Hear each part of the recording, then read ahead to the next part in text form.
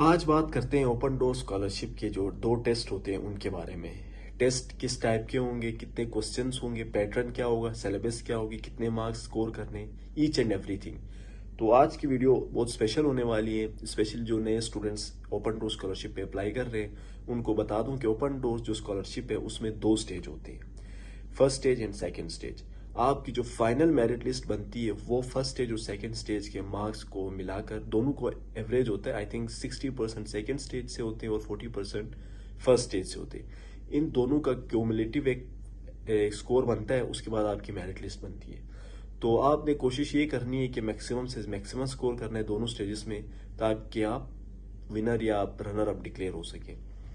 अच्छा, तो आज मैं बात करता हूँ टेस्ट के हवाले से, ठीक है, कि ओपन डोर्स में दो स्टेज होते हैं उसमें टेस्ट होते हैं। फर्स्ट स्टेज में भी एक टेस्ट होता है और सेकंड स्टेज में भी एक टेस्ट होता है। अभी बात करते हैं आज की इस वीडियो में सेकंड स्टेज का जो टेस्ट होता है वो बहुत ही इंपॉर्टेंट होता है। उसके बारे में बात करेंगे कि उसमें सिलेबस कहाँ से आएगा, कितने मार्क्स लेने, ये सारी चीज़ें मैं आपको इस वीडियो में डिस्कस करता हूँ। तो वीडियो स्टार्ट करते हैं।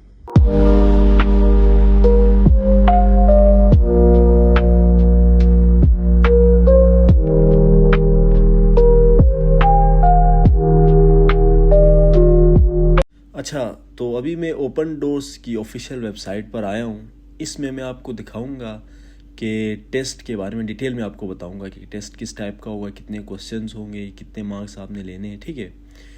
तो सबसे पहले तो मैं आपको बता दूं कि इस स्कॉलरशिप में 37 दिन रह गए। जिन्होंने अप्लाई नहीं किया वो जल्द से जल्द अप्लाई करें। आप अपने दोस्तों के साथ भी इस स्कॉलरशिप को शेयर करें, क्योंकि बहुत ही ईजी और सिंपल प्रोसेस है इसमें, ठीक है। अच्छा, तो आपने सीधा सबसे पहले जाना है सब्जेक्ट एरियाज़ में। सब्जेक्ट एरियाज़ में जाने के बाद सबसे पहले आप अपना सब्जेक्ट ढूंढेंगे। फॉर एग्जांपल अभी क्योंकि मैं सिविल इंजीनियरिंग का हूँ तो मैं अर्बनिज़म एंड सिविल इंजीनियरिंग सेलेक्ट करता हूँ, ठीक है। उसके बाद यहाँ पर आप देख सकते हैं ट्रैक्स। बैचलर्स वालों का अपना ट्रैक है, मास्टर्स इन डॉक्टरल और पोस्ट डॉक्टरल। तो अगर आप बैचलर्स में अप्लाई करना चाहते हैं तो मैं बैचलर्स वालों के लिए बता देता हूँ पहले कि उनका क्या सिस्टम होता है, कि क्या सिलेबस रहेगा। तो सबसे पहले आपने यहाँ पर जाना है डेमो वर्जन बैचलर्स ट्रैक। इस पर जब आप क्लिक करेंगे तो इन्होंने यहाँ पर एक डेमो पेपर या डेमो टेस्ट दिया हुआ है, ये आप देख सकते हैं।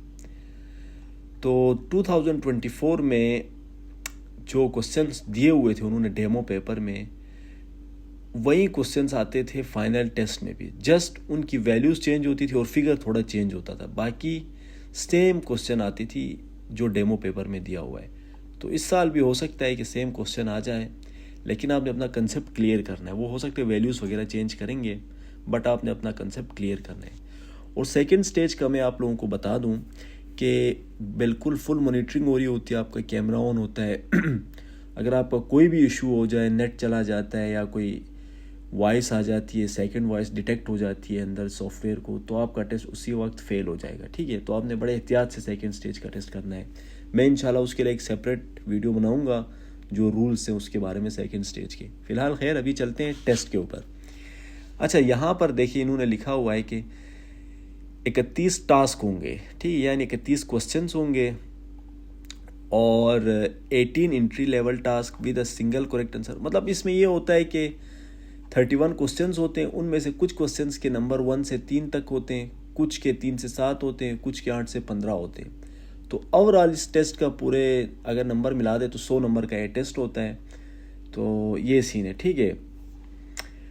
यहाँ पर क्या लिखा है, for advance level task requiring a detail answer assessment criteria and standard answer are provided. वो भी मैं आपको बताता हूँ कि कौन से एडवांस क्वेश्चंस की ये बात करें। अच्छा, सबसे पहले अगर हम बात करें, जो पहले के क्वेश्चंस होते वो काफ़ी इजी होते और उनके पॉइंट्स भी कम होते। मतलब ये 2 पॉइंट्स का एक क्वेश्चन आएगा, जैसे इन्होंने लिखा हुआ है what is the name of the roof design of the sports and concert complex in Japan shown in the picture. इसको क्या कहते हैं। सिंपली यहाँ पर आपको ऑप्शन दिए जाते हैं, आपने सिंपली उस पर टिक करना होता है, ठीक है। टिक करने के बाद आप क्वेश्चन को सेव करते हैं, फिर नेक्स्ट पे जाते हैं। इसी तरह ये दूसरा क्वेश्चन भी 2 नंबर का है, इसमें नेगेटिव मार्किंग नहीं होती, आपने तुक्का भी लगाना है अगर आपको नहीं आता है तो। ये क्वेश्चन नंबर 3 जो है वो 1 पॉइंट का है। इस तरह आप आगे बढ़ते जाएंगे। अब फॉर एग्जांपल टास्क 7 ये एडवांस लेवल का एक क्वेश्चन है, इसमें 10 नंबर है, ठीक है। अब इसमें होता यूँ है कि बहुत कॉम्प्लिकेटेड क्वेश्चन आता है, इसके जो आंसर होते हैं वो आपने फॉर एग्जांपल अगर आप करेक्ट आंसर नहीं लाते लेकिन आप कोशिश कर रहे होते करेक्ट आंसर की तरफ जा रहे हैं, जैसे कि अगर इन्होंने लिखा हुआ है correct algorithm for solving the problem, 6 marks मिलेंगे आपको। Correct selected and written formulas, अगर आप सिर्फ फार्मूलाज लिखते हैं तो 1 से 4 नंबर आपको मिलेंगे। अगर आप सिर्फ कैलकुलेशन परफॉर्म करते हैं तो 1 से 2 पॉइंट्स आपको मिल जाते हैं। तो ये बात याद रखें, जिन क्वेश्चंस के मार्क्स ज़्यादा होते हैं या जिन क्वेश्चन में आपने अपनी फ़ाइल अपलोड करनी होती है, उसमें आपने क्वेश्चन को सोल्व करना होता है। ठीक है, प्रॉपरली आपने उस क्वेश्चन को सोल्व करना होता है, जैसे इन्होंने यहाँ पर सोल्व किया है। अब बात आती है इसको सोल्व कैसे करें, क्योंकि आपको पता है बाकी चीज़ें तो लाभ नहीं होती, लेकिन आपने यूँ करना होता है कि टेस्ट से पहले आप एक पेज और एक पेन कैमरे में आप दिखा दें या कोई रफ़ कॉपी जिसमें आप सोल्व कर सकते हैं, वरना आप MS वर्ड में भी सोल्व कर सकते हैं। लेकिन अगर वहाँ पर आपको मुश्किल होता है तो आप एक रफ़ पेज में सोल्व कर सकते हैं क्वेश्चंस को। उसके बाद क्वेश्चंस को सोल्व करने के बाद जब आपका आंसर आता है तो आप आंसर पे टिक करेंगे, और फाइनल में जो टेस्ट कंप्लीट करने से पहले आपने इसकी जगह होती है कि वहाँ पर आप फाइल अपलोड कर सकते हैं। वहाँ पर आपने वो पेज पिक्चर के थ्रू या PDF बना के आपने अपलोड करना है। ठीक है, इसी तरह जो शॉर्ट क्वेश्चंस होते हैं उनका तो आपने कोई लिखना नहीं आंसर, बाकी जो जिन पॉइंट्स ज़्यादा होते हैं वो आपने सॉल्व करके लिखने हैं। ठीक है, इसी तरह अगर हम लास्ट में जाते हैं तो कुछ थ्योरेटिकल क्वेश्चंस भी वो पूछते हैं जिनका आपने आंसर टाइप करना होता है। ठीक है, जैसे ये नहीं है, ये भी नहीं है, ये भी नहीं है, वो शायद मास्टर ट्रैक में होगा, खैर यहाँ पर नहीं है। तो इस टाइप का सीन होता है, इस तरह के क्वेश्चन आते हैं, आपने इनको सॉल्व करना है। अब आपने इनकी प्रिपरेशन कहाँ से करनी है, तो देखिए इतना टाइम तो नहीं होता है कि बंदा पूरी सिलेबस पढ़े। मेरी रिकमेंडेशन यही है कि जो फॉर एग्जांपल ये क्वेश्चन है, इस क्वेश्चन में जिस कॉन्सेप्ट के बारे में पूछा है आप उस कॉन्सेप्ट को क्लियरली पढ़ें तो आपके ये क्वेश्चन ईजिली हो जाएंगे। 35 क्वेश्चन हैं, 35 कॉन्सेप्ट्स आपने अपने क्लियर करने हैं, तो इंशाल्लाह 31 क्वेश्चन से 31 कॉन्सेप्ट्स आप क्लियर करें, इंशाल्लाह आपका टेस्ट क्लियर हो जाएगा। फिर भी अगर आप अच्छे से तैयारी करना चाहते हैं तो आप इसका सिलेबस होता है, मैं आपको दिखाऊंगा, वो आप पूरा पढ़ सकते हैं। ठीक है, अभी मैं मास्टर्स का दिखाता हूँ थोड़ा, मास्टर्स एंड डॉक्टरल का सारे सब्जेक्ट्स का यही सीन है। ठीक है, अभी मैं सिविल इंजीनियरिंग का खोल के बैठा हूँ, लेकिन ये सेम ही होता है। अच्छा, ये मास्टर्स वालों का पैटर्न है, तो मास्टर्स में भी यही लिखा है 30 टास्क होंगे ओवरऑल, फिर वही 100 नंबर बनते हैं, और इसकी लेवल होते हैं कुछ क्वेश्चंस के 1 से 2 पॉइंट्स, 3 से 5, ये डिफरेंट नंबर है। तो देखिए कितने मुश्किल क्वेश्चंस हैं, इनको आपने सोल्व करना है। जिन क्वेश्चंस के टास्क ज़्यादा होते हैं, जैसे ये क्वेश्चन इसके 10 पॉइंट्स है, आपने इसको सोल्व करना है। इसको सोल्व करके आप करेक्ट आंसर लाएंगे तो आपको फुल नंबर मिलेंगे, लेकिन आप थोड़ा इक्वेशंस लिखते हैं तो 3 पॉइंट्स मिलेंगे, फिर 6 पॉइंट्स भी मिल सकते हैं, तो ये डिपेंड करता है। ठीक है, इसी तरह इसके एंड में जब हम जाते हैं तो यहाँ पर थ्योरेटिकल कोई क्वेश्चन दिया होगा इन्होंने, नहीं है इस दफ़ा इन्होंने नहीं दिया है। हमारे टाइम पे ये था कि उन्होंने कोई पूरा थ्योरेटिकल एक क्वेश्चन दिया था 10 नंबर का, तो इस बार नहीं है, खैर अच्छी बात है। लेकिन ये बात याद रखें कि कोई भी क्वेश्चन जिसके पॉइंट्स ज़्यादा हो और जिस क्वेश्चन के आगे जगह होती है फाइल अपलोड करने की, आपने उसको लाजमी पेपर में सॉल्व करना है या MS वर्ड में सॉल्व करना है। आप कैलकुलेटर यूज़ कर सकते हैं लैपटॉप का ही, क्योंकि आपकी स्क्रीन रिकॉर्ड हो रही होती है, तो आपने लैपटॉप से ही कैलकुलेटर खोलना है। ठीक है, जैसे मैं यहाँ पे लिख देता हूँ कैलकुलेटर, तो आप इस कैलकुलेटर को यूज़ कर सकते हैं। ठीक है, तो ये तो था टेस्ट का पैटर्न। अब बात करते हैं सिलेबस की।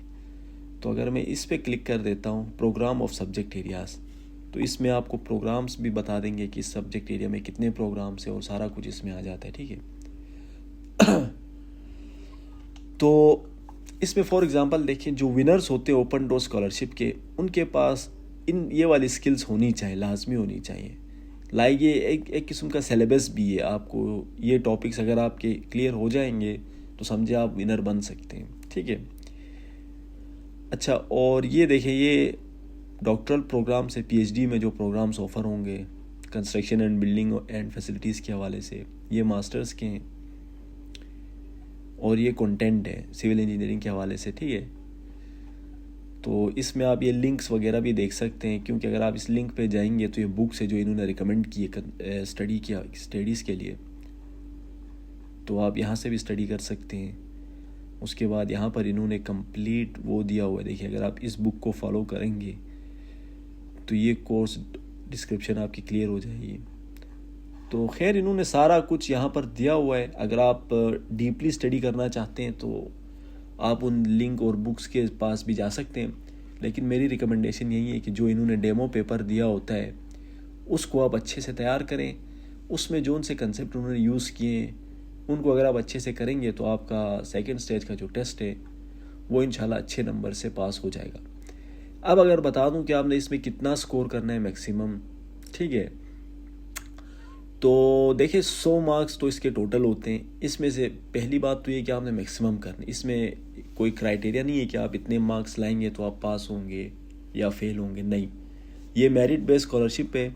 अगर सारी आवाम नंबर कम लाती हैं तो सबका मेरिट लो बनेगा, मसला नहीं है, लेकिन मैं कोशिश करनी है कि आप मैक्सिमम स्कोर करें, ठीक है। लास्ट ईयर अगर मैं 2024 की बात करूं तो 100 में से 45, 52 इस तरह के जितने मार्क्स आते थे वो सेलेक्ट हो जाते थे, लेकिन इस बार क्योंकि कंपटीशन ज़्यादा है तो आपने 60+ या 70+ स्कोर करने सेकेंड स्टेज में। तो ये था सेकेंड स्टेज के हवाले से कुछ इन्फॉर्मेशन।